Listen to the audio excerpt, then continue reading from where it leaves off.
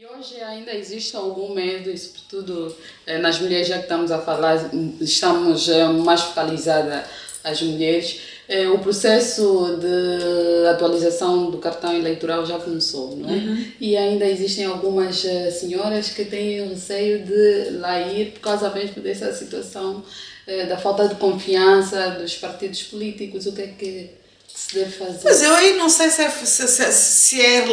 aí a questão que se coloca é em relação ao registro ou se é em relação ao comportamento dos Ao partidos. comportamento é mais Pois, quer dizer, a recusa em ir fazer o registro eventualmente será entendida como um boicote.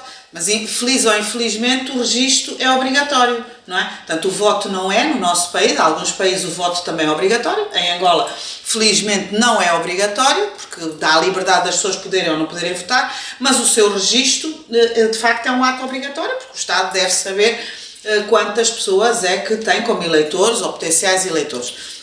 Agora, essa recusa deve ser entendida, do meu ponto de vista, como um boicote ao comportamento negligente de alguns partidos e, sobretudo, quando são os mesmos partidos durante muito tempo no mesmo, portanto, na liderança de um país, se esse partido sistematicamente promete e não cumpre, é óbvio que a credibilidade vai andando no sentido inverso, vai decrescendo, não é? Portanto, isso é um bocado como a história do lobo mau, não é? Os três porquinhos todos os dias diziam que o lobo mau vinha, até que um dia ninguém acreditou, que era sempre mentira, e um dia o lobo mau veio e de facto ninguém foi lá para salvar. É um bocado como acontece aqui, que as nossas campanhas são campanhas épicas, não é? Tanto nós lemos os órgãos oficiais do nosso país e parece que vivemos no país da Alice, não é? Tudo uma maravilha, não é?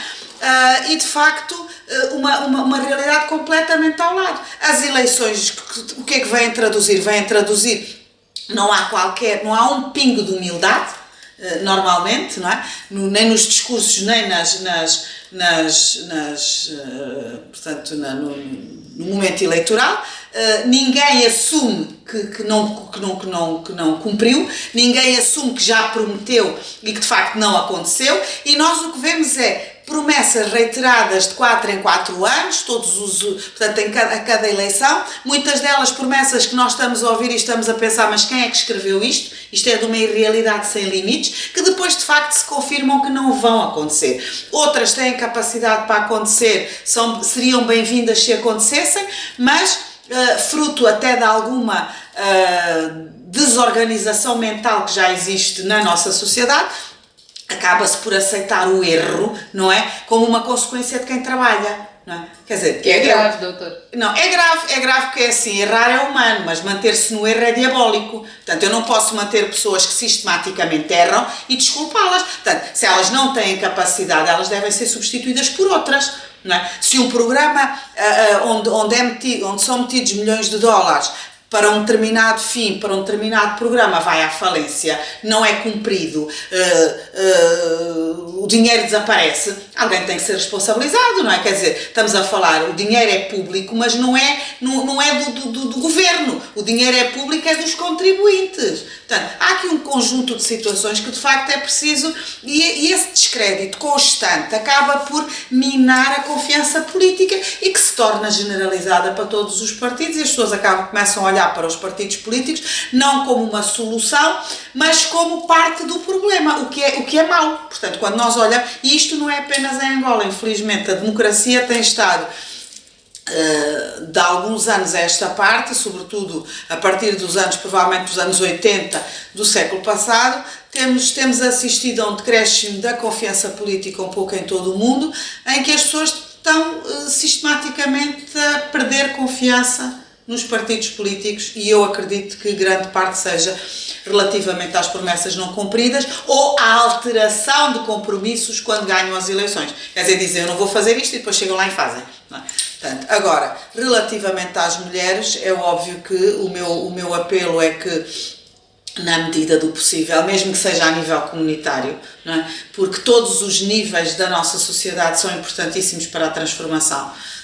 Não temos que gritar só a nível central, não podemos gritar a nível, ao mais reduzido nível, gritar no sentido de fazer valer este exercício de cidadania consciente e cívico, e neste caso pacífico, que de facto permita encorajar outras mulheres, sobretudo esclarecer. Há aqui também uma questão de esclarecimento que é preciso. Nós, quando olhamos para o nosso país, estamos a ver a cidade. Mulheres como nós, eventualmente que estudaram, que viajaram, que isto e que aquilo e que aquilo outro, se calhar têm uma visão diferente, sentem-se mais libertas, sentem-se mais... portanto, não é capazes, mais disponíveis porque realizaram outras experiências. Quando nós chegamos à micro-sociedade, em que vamos encontrar uma aldeia lá no fundo, que de facto as pessoas só viveram aquela realidade, só conhecem aquela realidade, fica muito difícil trazer destas pessoas, sejam homens ou mulheres, provavelmente principalmente mulheres, de facto oferecer-lhes uma outra realidade que ela não tenha vivido. Portanto, também é muito importante esse trabalho comunitário de esclarecimento, de abertura, de incentivação, no fundo, um abraço, não é? A essas pessoas, chamá-las para de facto uma outra realidade, que elas possam ser tocadas por algo, por outro tipo de sentimentos, que de facto não seja aquele da estagnação, porque em muitos sítios houve uma estagnação, continua a haver uma estagnação. E quem deve fazer isso?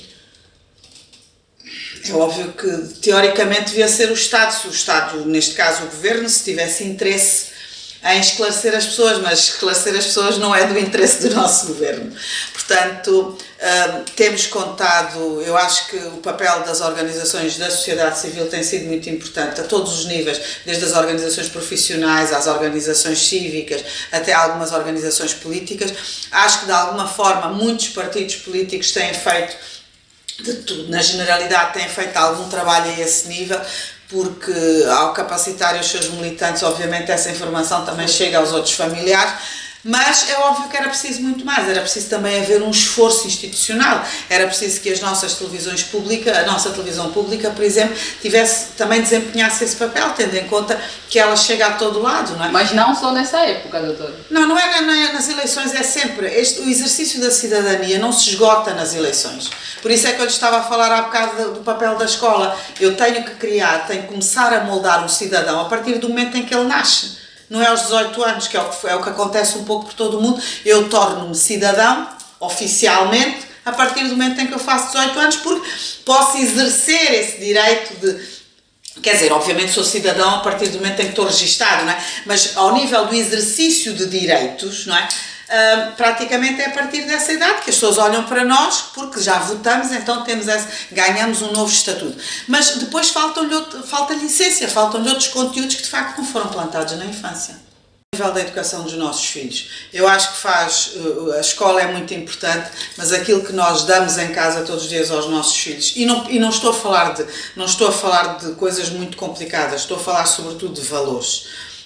Nós, neste momento, em Angola, vivemos uma crise de valores muito grande. Se nós não tivermos uma sociedade que caminha a passos largos para uma postura ética, aquilo que nós podemos esperar do futuro vai ser uma grande algazarra, uma grande confusão, uma grande promiscuidade.